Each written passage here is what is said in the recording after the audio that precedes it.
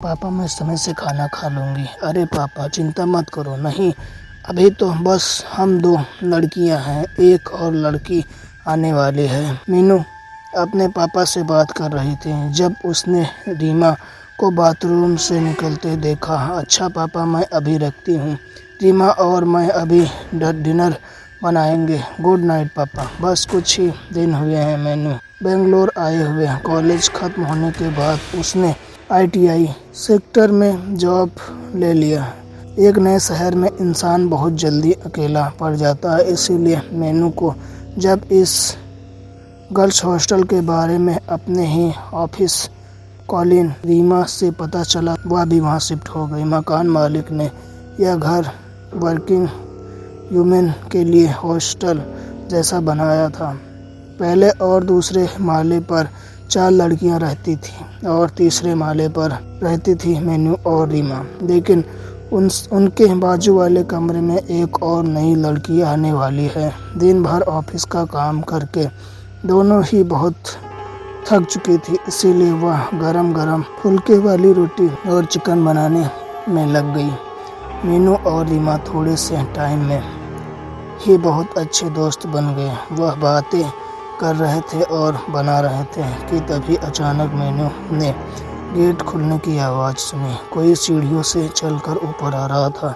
शायद नई लड़की आ गई, यह कहते हुए रीमा दरवाज़ा खोलने के लिए गई। फिर उसने दरवाज़ा खोला। उसे एक अजीब सी बेचैनी हुई।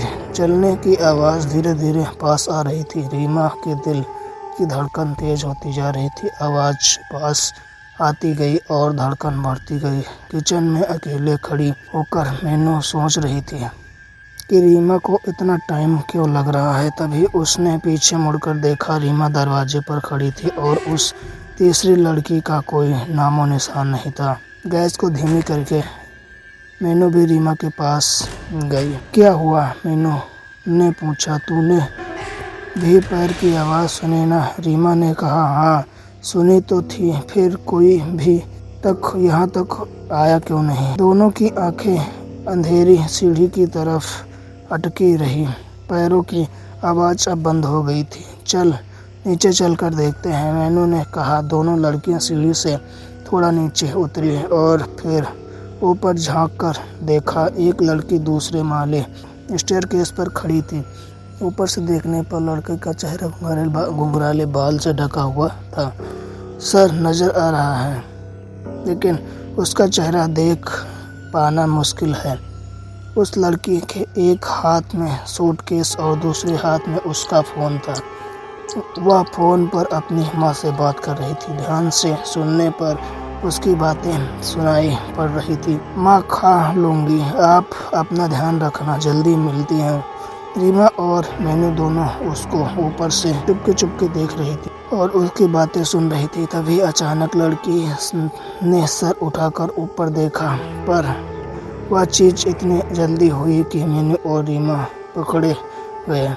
उस लड़की की आंखों में कुछ अजीब था, जिससे उसके साथ आई कांटेक्ट होने पर शरीर में जैसे कपकपी दौड़ गई। गुस्से से देखते हुए वो लड़की धीरे धीरे ऊपर आ गई। मीनू और रीमा दरवाजे पर अपनी ऑकवर्ड स्माइल लेकर खड़े रहे। लड़की उनके सामने आकर बोली, क्या तुम लोग मेरी बातें सुन रहे थे? सिचुएशन को कंट्रोल में लेने के लिए मीनू ने झट से जवाब दिया। नहीं, हमने सीढ़ियों पर किसी के चलने की आवाज़ सुनी तो दरवाज़ा खोलने आ गए। लैंडलॉर्ड अंकल ने बोला था कि तुम आज आने वाली हो। मीनू, हाँ मैं मिलती हूँ, रीमा ने कहा। हम बस तुम्हारा ही इंतज़ार कर रहे थे। यह मीनू है और मैं रीमा। नई लड़की नैना शक भरी नज़रों से दोनों को देख रही थी। मैं जामिनी। इससे पहले कि और बातें हो पाती, जामिनी अपना सूटकेस लेकर सीधे अपने रूम में चली गई और ज़ोर से दरवाज़ा बंद कर दिया। बड़ी ही अजीब लड़की है या तो, रीमा ने कहा। नई आई है, शायद फैमिली को मिस कर रही है। चलो खाना खाकर सो जाते हैं, कल सुबह मीटिंग के लिए जल्दी उठना है। मीनू किचन में वापस चली गई।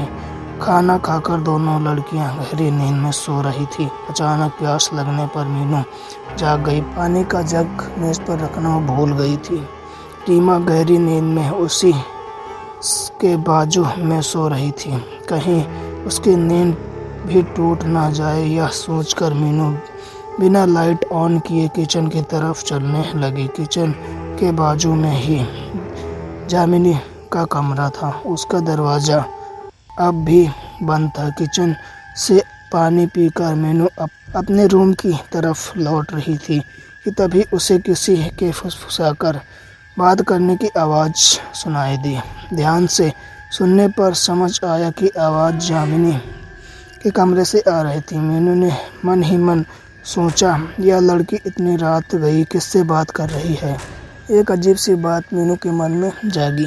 आहिस्ता से थोड़ी सी भी आवाज़ किए बिना जामिनी के दरवाजे पर पहुंची। फिर उसने हॉल में रूम के अंदर झांक कर देखा तो जामिनी बेड पर बैठी है। उसके खुले काले बाल हवा में उड़ रहे हैं और उसके सामने टेबल पर एक कैंडल जल रही है। जामिनी हाथ में एक फोटोग्राफ पकड़े हुए बेड पर बैठे बैठे झूल रही है और पागलों जैसे बड़बड़ा रही है। उसके शब्द अच्छे से सुनाई पड़ रहे। झूलना काफ़ी डरावना लग रहा था। मीनू कुछ समझ नहीं पा रही थी कि यह नई लड़की ऐसी क्यों है कि तभी उसने ऐसा कुछ देखा जिससे उसके रोंगटे खड़े हो गए। यह जामिनी ने फोटोग्राफ को टेबल पर रखा और फोटो का बॉक्स उठाया। बॉक्स का ढक्कन खोल के उसके अंदर से उसने एक छिपकली निकाली। जमीन के पिछली को छिपकली को उसकी पूंछ से पकड़ा हुआ था। उल्टी लटकी हुई छिपकली अपनी जान की भीख मांगती हुई हवा में तैर रही थी, लेकिन जामिनी ने उसकी जान नहीं बख्शी। उसने अपना मुंह खोला और बिना हिचकिचाए उस छिपकली को निगल गई। यह देखकर मीनू का शरीर सुन्न पड़ गया। कैसे कोई जीता जागता इंसान छिपकली खा सकता है? कुछ तो गड़बड़ है इस लड़की के साथ। तभी अचानक जामिनी ने अपना सर घुमाया। पता नहीं कैसे दरवाजे के उस पार जामिनी को पता चला कि मीनू उस पर नज़र रख रही है। ऐसा लगा जैसे किसी ने जामिनी को तला किया हो। मीनू झट से पीछे हो गई और एक सेकंड रुके बिना अपने रूम में आकर दरवाज़ा बंद कर दिया। डर के मारे उसकी सांस फूल गई थी, होंठ कांप रहे थे। जामिनी के दरवाजे के खुलने की आवाज़ आई, फिर उसके पैरों के चलने की आहट मीनू के रूम के बाहर आकर रुक गई। मीनू ने सोचा कि कुछ भी हो जाए जामिनी को पता नहीं चलने देना है कि उसने उसको देख लिया है। 2 मिनट तक कोई आवाज़ नहीं आई, केवल मीनू की दौड़ती हुई धड़कन सुनाई दे रही थी। फिर जामिनी के दरवाज़ा बंद करने की आवाज़ आई। जामिनी अपने रूम में चली गई। या नहीं, यह तसल्ली करने के लिए मीनू ने जैसे ही अपने ही हॉल से दरवाजे के उस पास तो कि हॉल की दूसरी तरफ से एक आँख को खुद के ही रूम के अंदर देखता हुआ पाया। उस आँख की पुतली इंसान जैसी नहीं थी। उस आँख की पुतली गहरे लाल रंग की थी, जैसे खून से भरी हुई हो। मीनू को लगा जैसे उसका सर घूम रहा हो और वो बहुत जल्द बेहोश होने वाली हो। मीनू उठ जाओ, लेट हो जाओगी ऑफिस के लिए। रीमा की आवाज़ से मीनू जाग गई। उठते ही उसको कल रात को देखी हुई सारी घटनाएं एक बुरे सपने जैसी लग रही थी। क्या हुआ था कल रात? जो कुछ भी मीनू ने देखा था, क्या वह सब कुछ वहम था? कुछ समझ नहीं आ रहा। मीनू जब नहा धोकर ऑफिस के लिए बाहर आई तो जामिनी सीढ़ियों पर खड़ी हुई मिली। जामिनी के चेहरे पर एक अजीब सी मुस्कान थी। कोई बात किए बिना मीनू जामिनी को इग्नोर करके ऑफिस चली गई, लेकिन सारा दिन उसका मन बेचैन ही रहा। कितनी भी कोशिश करके मीनू अपने काम पर कंसंट्रेट नहीं कर पाई। लंच ब्रेक के टाइम रीमा ने मीनू से कहा, क्या बात है, आज तुम कुछ परेशान लग रही हो? तबीयत तो ठीक है ना? तुम्हें यह जामिनी कुछ अजीब नहीं लग रही? हाँ, अजीब तो है। आज भी सुबह मैंने उसके अपनी माँ से बात करते हुए सुना, लेकिन माँ से कोई इतना छुप छुप कर बात करता है, समझ नहीं आया। मीनू ने कल रात की बात रीमा को नहीं बताई। ऑफिस का काम खत्म करके मीनू उस दिन घर वापस आ गई। रीमा अपने मौसी के साथ आई थी, तो आज तीसरे माले पर बस मीनू और जामिनी ही थी। खाना बनाने का आज मन नहीं था, इसीलिए मीनू ने रोटी सब्जी खरीद लिया था। वह किचन में अपना खाना परोस रही थी कि तभी उसका फ़ोन बजा। पापा का कॉल था। पापा बोलिए बेटा, सब ठीक है ना? कोई रूममेट से दोस्ती हुई या नहीं? वो इतनी बात नहीं करती। हाँ, मकान मालिक ने बताया मुझे। बेचारी तुम और रीमा, उसका थोड़ा ख्याल रखना बेटा। किसी के बुरे दिनों में साथ देना दोस्त का काम होता है। हम दोस्त नहीं हैं पापा, लेकिन आप क्या बात कर रहे हो? क्या बुरा है जामिनी के साथ? अरे बेटा, कुछ ही महीने पहले उसकी माँ गुजर गई। अब उसकी माँ के सिवा उसका और कोई नहीं था। थोड़ा ध्यान रखना उसका बेटा, ठीक है ना? मीनू के हाथ से उसका फ़ोन गिर गया। फ़ोन का कांच टूटने की आवाज़ मीनू के कानों में गूंजती रही, लेकिन इस अचानक सदमे की वजह से उसका पूरा शरीर बर्फ जैसा जम गया था। अगर जामिनी की माँ को मरते हुए महीनों हो चुके हैं, तो वह जामिनी फ़ोन पर अपनी माँ से कैसे बात करती है? इससे पहले कि मीनू कुछ और सोच पाती, अचानक से लाइट चली गई। जैसे ही मीनू पीछे मुड़ी, हाथ में कैंडल लेकर जामिनी उसके बिल्कुल पास खड़ी थी। जामिनी की आंखों में एक दहशत छाई थी। डरावनी आवाज़ में उसने मीनू से पूछा, अब अंधेरे में खाना कैसे खाओगी?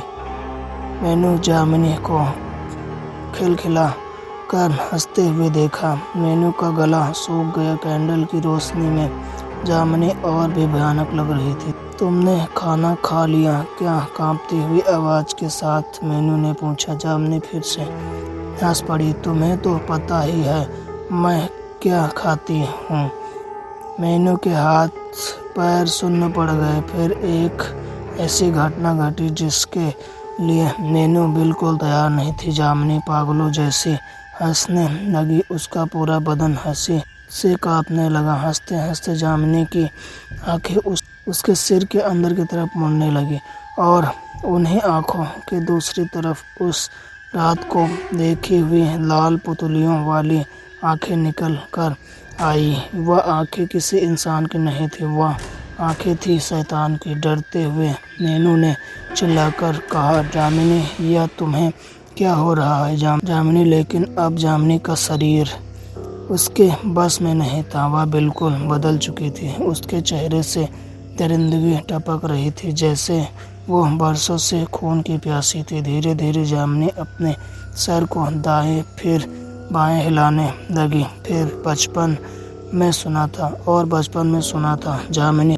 अब उसके गले से जो आवाज़ निकल रही थी, वह किसी लड़की की आवाज़ नहीं थी, वह आवाज़ किसी पिशाच की। ऐसे गाते जामिनी मीनू के ऊपर झपटी। मीनू चिल्लाते हुए ज़मीन पर गिर गई। तो पता नहीं कैसे मीनू के फ़ोन में अलार्म बजने लगा। मीनू का अलार्म टोन हनुमान चालीसा का श्लोक था। मीनू के पापा ने कहा था कि हर दिन की शुरुआत भगवान के नाम के साथ करें तो दिन अच्छा होता है। जैसे ही हनुमान चालीसा का धुन गूंजने लगा, जामिनी ने मीनू को छोड़ दिया। जामिनी, अपने काम को बंद करो, इसे बंद करो। जामिनी का शरीर कांपने लगा। उसके मुंह से काला खून निकल कर आने लगा। 2 दिन बाद जामिनी के अस्पताल में आंखें खुली। उसे कुछ भी याद नहीं था। डॉक्टर के मुताबिक जामिनी को अपनी माँ के गुजर जाने के गम में दिल का दौरा पड़ा था, लेकिन मीनू जानती है कि जामिनी किस अतृप्त आत्मा के वश में आ गई थी। शायद जामिनी अब अपनी माँ को बुलाती थी, तभी कोई पिशाच उसके दुख का फायदा उठाकर जामिनी के ऊपर हावी हो गया था। मीनू को अब यकीन है कि जामिनी उस पिशाच के हाथों से मुक्त हो चुकी थी, लेकिन अभी को एक बात तो मीनू को खटक रही थी। वाहिया की सुबह मॉर्निंग अलार्म शाम के 7:30 बजे कैसे चालू हो गया। वह जामिनी की माँ थी जिसने एक ही साथ अपनी बेटी को मीनू की मदद